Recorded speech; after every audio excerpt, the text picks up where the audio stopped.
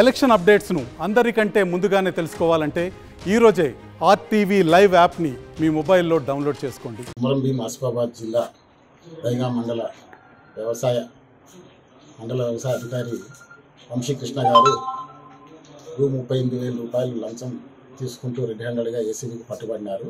బాధితులైన చౌదరి శ్యామరావు దైగా మండలం అయినం గ్రామంలో మారుతి ట్రేడర్స్ పేరిట ఫెర్టిలైజర్ షాప్ నడిపిస్తున్నాడు. ఈ షాప్కి లైసెన్స్ గురించి మరియు సీడ్ లైసెన్స్ గురించి ఆయన పోయిన నెల 27వ తారీఖు నాడు ఆన్లైన్ ద్వారా దరఖాస్తు చేసుకోవడం జరిగింది. ఈ లైసెన్సులు జారీ చేయడానికి గాను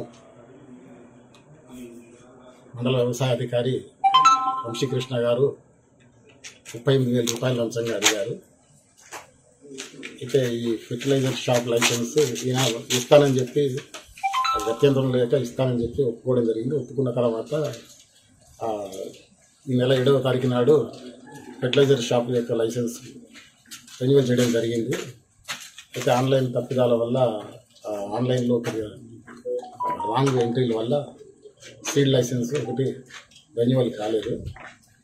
ఈయన మళ్ళీ వ్యవసాయ అధికారి గారిని కలవగా మరి ఇస్తానన్న పైసలు ఇవ్వలేదని చెప్పి రూ. 38,000 లంచంగా ఇస్తేనే సీడ్ లైసెన్స్ రెన్యువల్ అవుతుందని చెప్పేసి తప్పకుండా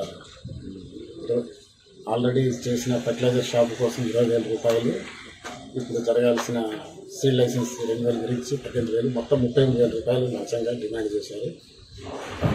తప్పనిసరి పరిస్థితుల్లో బాధితుడు ఇస్తానని చెప్పి ఒప్పుకుని ఏసీబీని గత శుక్రవారం ఆశ్రయించడం జరిగింది.